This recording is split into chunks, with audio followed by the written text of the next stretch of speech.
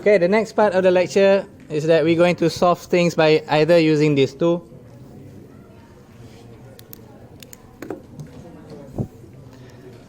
R sine theta plus minus alpha or R cos theta plus minus alpha. The syllabus is a bit easier for you because they will tell you to use which one. And to make matters easier, they will not put plus minus, just plus or minus, which is very easy for your syllabus. Okay, this is a combination of compound angle. And sometimes, let's say, I'm using my notes here. Plus, I'm using my notes if you got this one.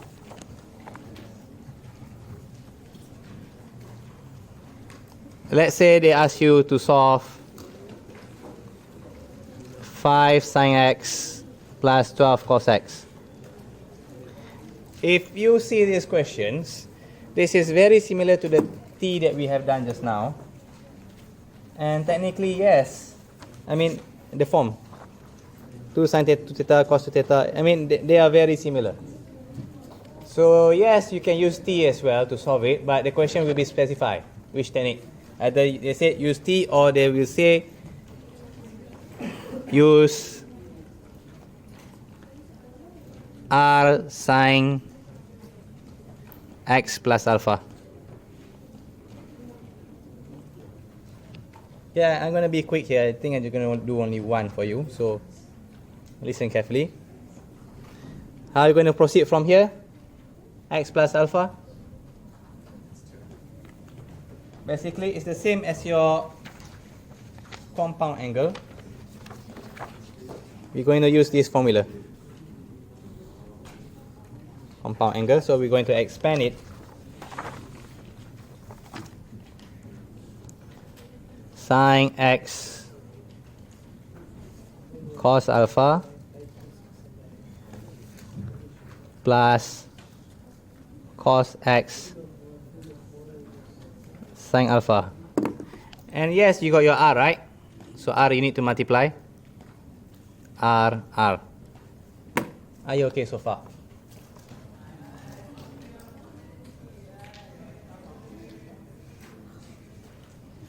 Yeah, some people just talk big, you know. Very loudly. Alamak. Okay, now you need to be careful. You need to match them properly. Sometimes, in this case, we're quite lucky. We can see sine x, okay? Cos x, cos x. So, just left, right, and right. Sometimes it's not easy as easy as that. Sometimes you might be given 12 cos x plus 5 sine x. So, if you got this case, then you need to switch the place. Understand? It depends.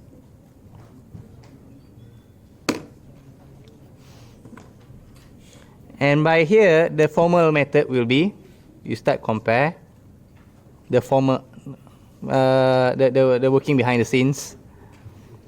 5 sine x equals to R sine x cos alpha,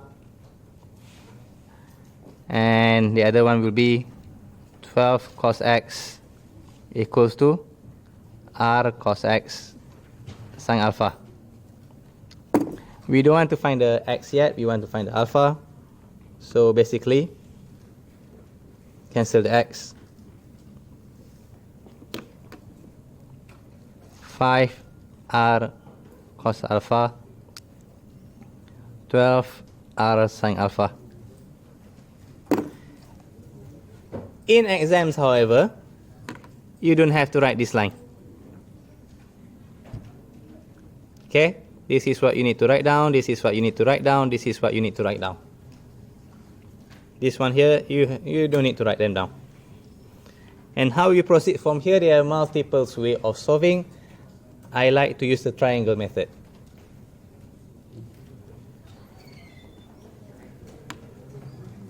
Okay, so from here, which one should be over which one? 1 over 2 or 2 over 1? But the best answer will be sine over cos, so 2 over 1. R sine alpha, R cos alpha. 12 over 5. So tangent alpha 12 over 5. In exams, we want to see this. Understood? So you can skip the steps. Come to think of it, can you skip steps? I think can.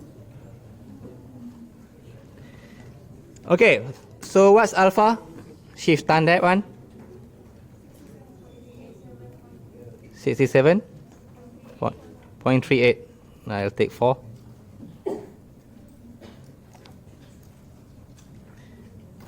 How many quadrants? Normally only one. Because, sorry, I did not write this one down. In exams, they will write down that alpha will be from 0 until 90. Yep, acute angle. The cute one.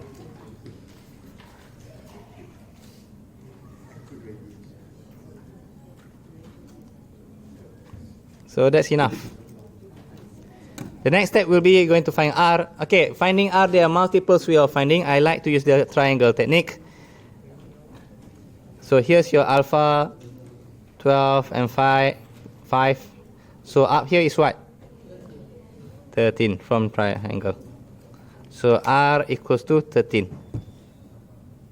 You can write that way in exams. And the final answer will be, you want in this form, right, just now? Just now we were told this one. What's your R?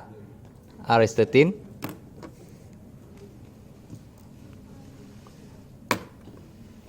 Sine x, we do not know yet that the x, but we know the alpha. Plus 67.4. So the alpha, we take it from here. The R, we take it from here. You guys okay? Are you okay? Okay, the steps are all over again. I'm not. Which part? 512 Pythagoras theorem. Tan alpha. Sorry, this one is alpha. Okay, tan alpha 12.5, right? 12.5 Pythagoras theorem 13. 12 squared plus 5 squared square root. Okay. There are multiple ways to get this one. I think Pythagoras is the easiest way.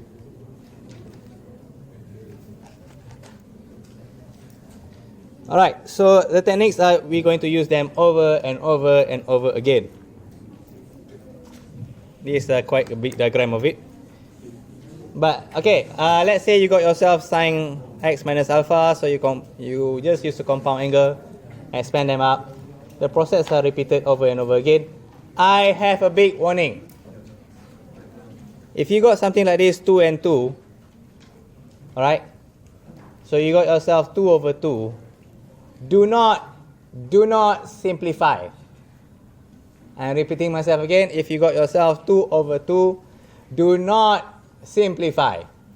Because if you simplify, you're going to get yourself here 1 and 1. 1 and 1, here will be square root 2. But it need to be square root 8. Understand? Do not simplify. The process are the same over and over again. I'm not really interested in going through them.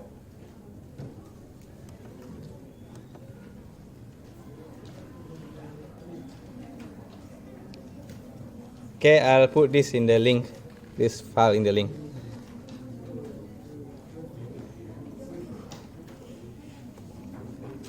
Okay, I'll go through one more.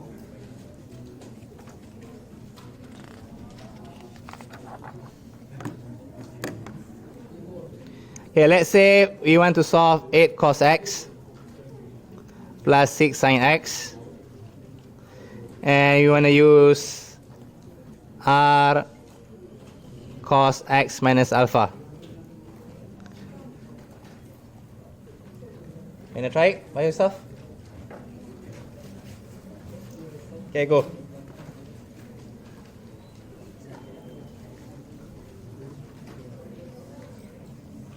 Okay, viewers, you may want to try it by yourself.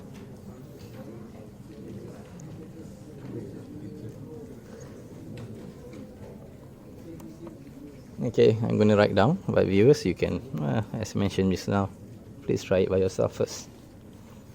So we expand this one, r cos x cos alpha plus r sin x sin alpha. Where I get this one from is from compound angle. And remember, we need to multiply the r. I mean r multiply here and there. And then we refer things back. As you can see, cos x is this one, sin x is this one, and you can be quick. So r cos alpha equals to 8, this one, r sin alpha equals to 6. You can ignore the x. You can use the quicker method. So from here, sine over cos, you get tangent 6 over 8, and as mentioned just now, do not simplify.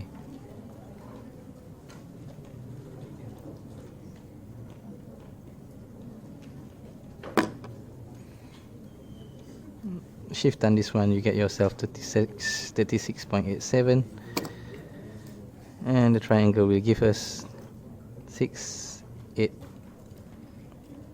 10. This 10 is your r equals to 10. So your final answers will be 10 cos x minus 36.87.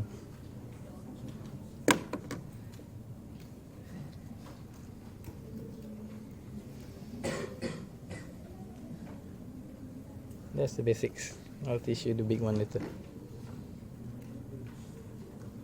Max and min.